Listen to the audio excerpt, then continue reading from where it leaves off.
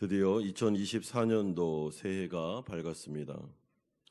올해는 우리 한마음교회 입장에서 볼 때 10주년을 맞이하는 해입니다. 우리 교회가 드디어 10년이 세워진 지 10년이 되었습니다. 해외 교회는 제가 볼 때 한국에 있는 교회에 비하여 한인교회를 세워나갈 때 한 2배 정도 쉽지 않은 그런 일들이 있구나라는 생각을 하게 됩니다.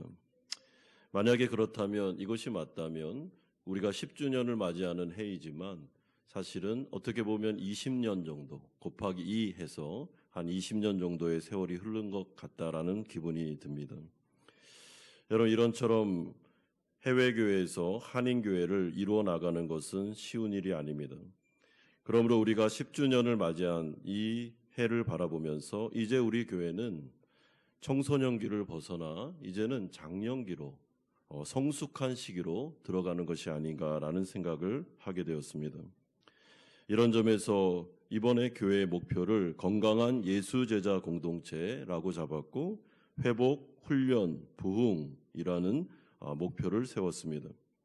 교회 안에 또 저를 비롯한 우리 성도님들에게 10년 동안 많은 일들이 있었기 때문에 우리에게는 하나님의 위로와 또한 하나님의 회복이 필요하다라는 생각에서, 또한 그 가운데 훈련을 통해서 성령 안에서 주시는 자유함을 가지고 자발적으로 우리가 훈련을 통하여 우리 자신을 처복종시키고 그로 말미암아 교회 전체적으로 부흥으로 나아가면 좋겠다라는 생각을 가지고 이런 주제를 목표를 잡았습니다.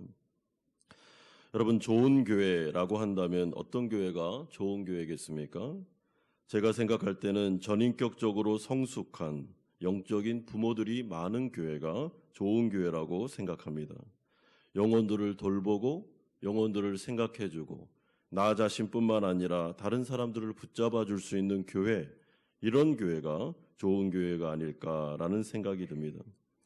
물론 이것은 인간의 노력으로만 되는 것이 아니고 오직 성령의 능력으로만 가능합니다.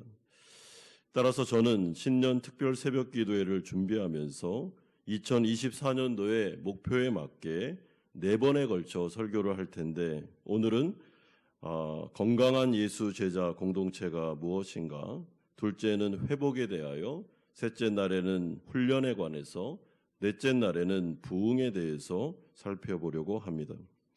그러므로 오늘 예수님의 지상 대위임령인 이 말씀을 통해서 진정한 제자가 되는 것이 무엇이며 또한 예수 제자 공동체를 이루어 나가는 것이 어떤 것인지에 대해서 살펴보고자 합니다. 첫 번째는 거짓에 갇힌 이 세상의 모습이 11절에서 15절까지에 나오고 있습니다. 오늘 본문은 예수님의 부활 이후의 사건을 기록합니다. 11절에 여자들이 갈 때 경비병 중 몇이 성에 들어가 모든 된 일을 대제사장들에게 알렸다라고 말합니다. 오늘 본문에는 두 대조되는 인물들이 등장하는데, 첫 번째 부류의 사람들은 여자들이고 두 번째 부류의 사람들은 경비병들이었습니다. 이때 여자들은 예수님의 부활 사건을 목격한 다음에 너무나도 기뻐서 이 기쁜 소식을 알리기 위해서 막 동네로 뛰어들어가는 모습을 보게 됩니다. 하지만 반면에 경비병들은 무덤을 지키지 못한 두려움에 사로잡혀서 부활하신 주님을 목격했음에도 불구하고 이들은 제사장들과 장로들에게 달려가는 모습을 확인하게 됩니다. 여러분, 그런데 경비병들을 통해 예수의 부활 소식을 들은 이 당시에 대제사장들과 장로들의 반응이 놀랍습니다. 12절에 그들이 장로들과 함께 모여 의논했다라고 하는데, 여러분, 여기서 이 의논했다라는 말은 거짓된 음모를 꾸몄다라는 뜻입니다. 그러니까 예수의 역사적인 부활 사건의 파장을 고려하여 분명히 주님이 부활했다는 역사적인 사건을 보면서도 이를 은폐시키기 위해서 작전회의를 펼치고 있는 것입니다. 이에 로마의 경비병들을 돈으로 매수하여 거짓말을 시키는데 13절처럼 그의 제자들이 밤에 와서 우리가 잘 때에 그를 도둑질해 갔다라고 거짓말하라고 말하고 있습니다. 그래서 유대를 비롯한 소아시아 전역에 이러한 거짓된 소식이 전파된 것입니다. 여러분, 그렇다면 우리는 이러한 사건의 전개를 보면서 영적으로 무엇을 깨닫게 됩니까? 이 세상이 정말 진실이 아니라 거짓에 완전히 사로잡혀 있다는 사실, 또한 지배를 받고 있다는 사실을 생각할 수 있습니다.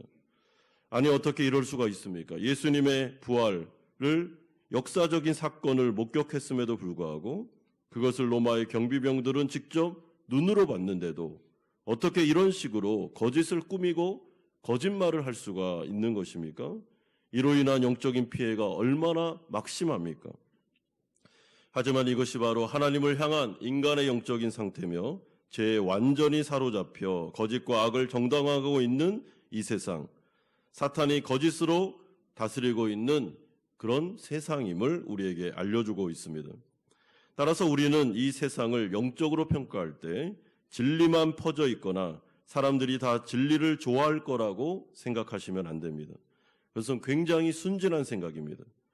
오히려 세상은 거짓을 좋아합니다. 거짓이 장악된 곳입니다. 그러므로 세상의 성경적인 이 세상을 향한 평가는 하나님의 말씀을 좋아하지 않으며 진리 가운데로 나아가는 것을 별로 원하지 않는다라고 말씀하고 있습니다.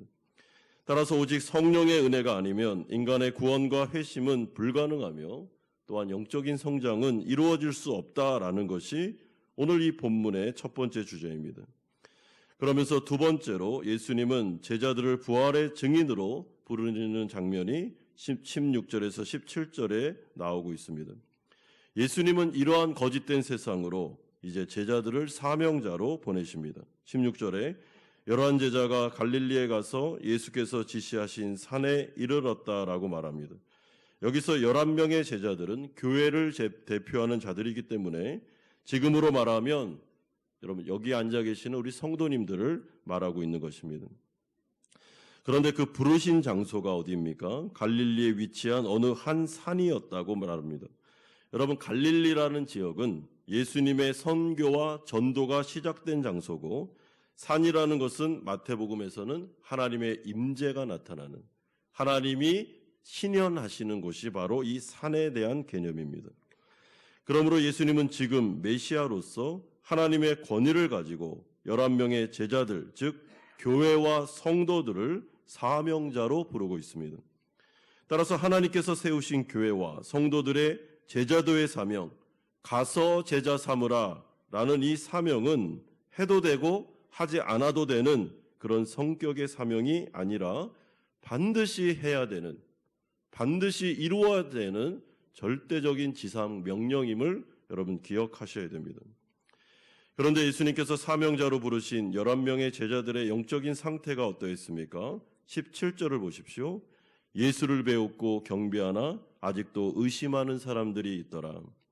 여기서 의심하는 자들이 있었다라는 것은 11제자들의 믿음이 여전히 불완전했다.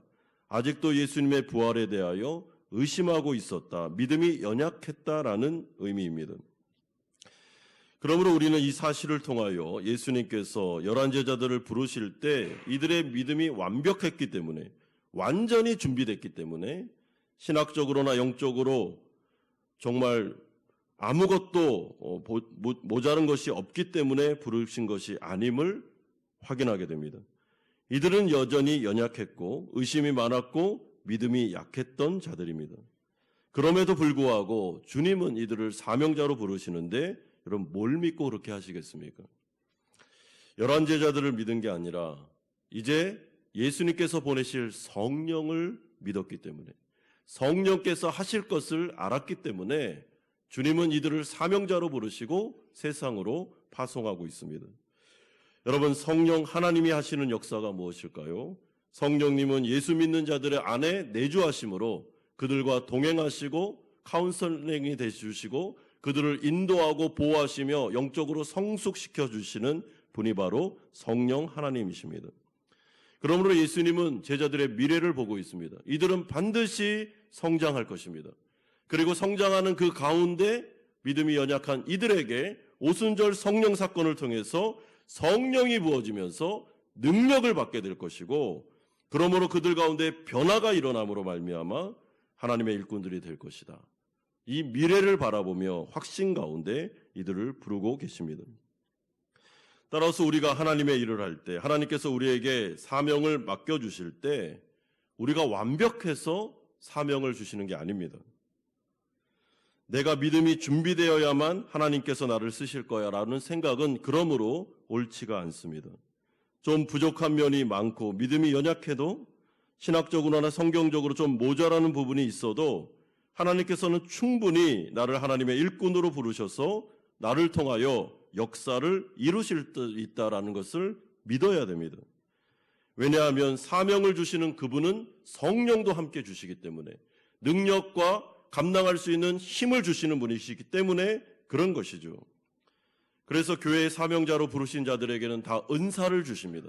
하나님의 선물을 주시는데 어떤 자들에게는 예언하는 은사를, 어떤 사람에게는 봉사하는 은사를, 어떤 사람에게는 다른 사람을 돌볼 수 있는 은사, 다양한 선물을 주심으로 말미암아 하나님의 일들을 감당하게 하십니다. 그러므로 성도들 가운데 교회에서 어떤 사명을 맡길 때 저는 아직 믿음이 약합니다. 준비가 안 됐습니다. 제가 어떻게 다른 사람들을 예수님의 제자로 만들 수 있겠습니까? 제가 어떻게 선교할 수 있겠습니까? 라고 말하는 것은 반은 맞지만 반은 틀린 말입니다. 왜냐하면 오히려 하나님의 일에 동참할 때 여러분 우리의 믿음이 성장하기 때문에 그렇습니다. 아무것도 안 하고 난 준비되지 않았기 때문에 저는 아무것도 할 수가 없습니다. 그럼 이게 반은 맞는데 반은 틀린 말이에요. 왜냐하면 믿음으로 성장하시려면 우리가 누군가를 도와주고 봉사하고 뭔가 섬기는 일을 할 때 여러분 에너지가 뺏기기도 하지만은 그 일을 통해서 우리가 또한 성장할 수 있는 것입니다. 그러므로 하나님의 사명에 순종할 때 하나님은 그것을 능히 감당할 수 있는 권세와 힘도 주시는 분이심을 믿으셔야 됩니다. 그러므로 마지막 세 번째로 이제 예수님은 제자들에게 가서 제자 삼으라라고 명령하시는 장면이 18절에서 20절까지에 나오고 있습니다. 예수님께서 제자들에게 주신 사명은 예수의 제자를 삼으라는 명령이었습니다. 여러분 주님은 그러면서 18절에 먼저 자신을 계시하십니다. 예수께서 나와 말씀하여 이르시되 하늘과 땅의 모든 권세를 내게 주셨으니. 여러분 이것은 제자들과 교회 입장에서는 엄청난 위로와 능력의 권세의 말씀입니다.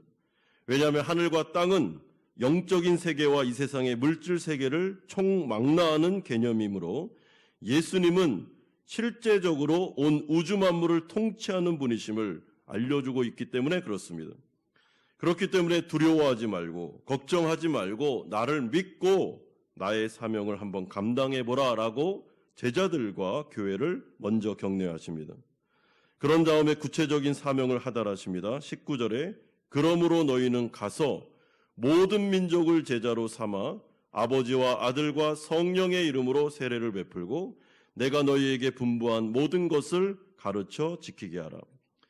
여러분 우선 첫 번째로 제자들과 교회들을 향하여 주님은 모든 민족 가운데로 세상 가운데로 들어가라 라고 말씀하십니다. 가라는 것입니다. 여러분 우리가 하나님의 사명을 감당할 때 또한 영적인 성장을 이루기 위해서 우리는 홀로 나 혼자만 있는 자리에 있으시면 안 됩니다. 관계성 안으로 들어가셔야 됩니다. 물론 하나님 앞에서 홀로 머물면서 우리 자신을 돌아보고 경건을 유지하는 것 너무나도 절대적으로 필요한 것입니다. 그러나 계속 그런 식으로 산속에서 나 홀로 마치 타 종교와 같이 그런 경건을 유지하겠다? 그건 기독교 경건이 아닙니다. 여러분 기독교에 있어서 영적인 성장은 관계성 안으로 들어가는 것입니다.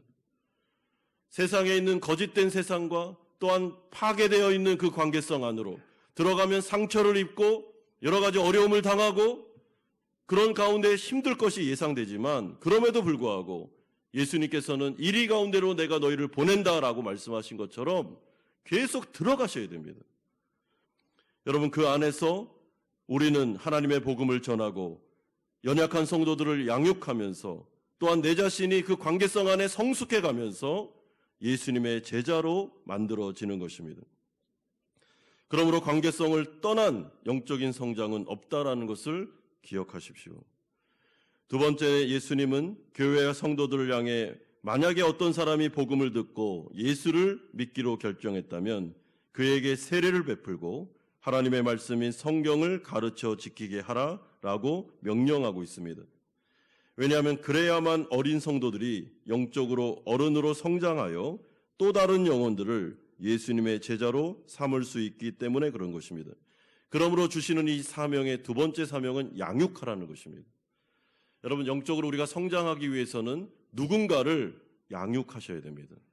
누군가를 돌보시고 그들에게 말씀을 가르쳐서 지키게 하고 누군가를 케어할 수 있는 상황에 있을 때 여러분, 그 사람도 성장하고 내 자신도 성장하게 되는 것입니다. 이것은 너무나도 일반론적으로 당연한 말인데 우리가 부모를 떠나 우리 자신이 다른 사람과 결혼하여 부모가 되어야만 또한 우리가 부모가 된 상태에서 성장할 수 있는 것처럼 계속 어린아이로 머물러 있으려고만 하면 안 되고 우리 자신도 다른 사람을 돕고 가르쳐보고 양육해보는 자리로 나아가셔야 됩니다. 여러분, 이런 점에서 교사가 되는 것, 또한 목자가 되는 것, 교회 안에서 누군가를 양육할 수 있는 위치에 있는 것은 진짜 힘든 일이기도 하지만 보람되고 너무나도 감사한 일입니다. 왜냐하면 그 자리 자체가 나 자신을 영적으로 성장시켜 줄 수 있기 때문에 그런 것입니다. 여러분, 그러므로 우리가 하나님의 말씀에 따라 누군가를 생각하면서 그 영혼에게 하나님의 말씀을 가르치고 그 말씀을 지킬 수 있도록 도와주고 기도해주고 붙잡아주고 정말 그 영혼을 바라보면서 사랑의 마음으로 한 영혼이라도 우리가 관심을 가지며 나아갈 때 주님께서는 제자들의 영혼을 성장시켜 주실 뿐만 아니라 그 사람을 붙잡아 줄 수 있다라고 말씀해 주고 있습니다. 그러므로 사랑하는 성도 여러분, 관계성 안에서 우리의 영적인 성장이 이루어질 수 있다라는 것을 생각할 때 오늘 주신 이 사명의 말씀이 우리 교회 안에 주시는 말씀이라고 생각합니다. 이런 점에서 올 한 해 교회가 또한 우리 성도님들에게 주신 또한 사명, 여러분들이 개인적으로 하나님 앞에서 결단한 그런 사역들이 있으실 것입니다. 교사면 교사로, 목자는 목자로, 또한 우리에게 주어진 다양한 봉사를 통해서 또한 가정 안에서나 세상 안에서 우리에게 주어진 사역과 사명들이 있으실 것입니다. 그때 주님께서 우리와 함께 하시며 우리에게 능력을 주시고 20절의 말씀처럼 볼지어다 내가 세상 끝날까지 너희와 항상 함께 있을 것을 믿고 주님을 의지할 때 여러분, 우리는 그 사역을 능히 감당할 수 있습니다. 그러므로 두려워하지 말고 예수님을 믿고 이 세상으로 나아가 우리에게 맡겨진 사명을 잘 감당할 때 내 자신도 영적으로 성장할 뿐만 아니라 다른 영혼들을 하나님께로 인도하며 그들이 성장하는 모습을 보면서 함께 기뻐할 수 있는 것, 이것이 바로 우리 2024년도에 우리에게 주신 복이 아닐까라는 생각이 듭니다. 사랑하는 성도 여러분, 첫째 날 이 특별 새벽 기도회를 바라보면서 주님께서 건강한 예수 제자 공동체로 우리 교회가 성장해 나가는 것을 원하고 계시는데 이것은 한두 사람의 노력으로 애씀으로 되는 것이 아닙니다. 모든 교인들이 한 마음으로 이 목표를 향해서 나아갈 때 하나님께서 교회 안에 아름다운 건강한 예수 공동체로 우리를 만들어 주실 뿐만 아니라 우리 자신도 교회 안에서 성장하고 또한 다른 어린 영혼들에게도 주님의 놀라운 은혜가 임할 뿐만 아니라 예수 믿지 않는 영혼들이 교회를 통해서 구원받아 하나님 나라 백성 되는 은혜가 충만하게 나타날 줄로 믿습니다. 주님의 성령께서 올 한 해 가운데 우리 한마음 교회를 부흥케 하시기를, 이 가운데 진정한 영적인 성장이 일어나 하나님이 영광 돌리는 교회가 되기를 주 예수 그리스도의 이름으로 축원드립니다.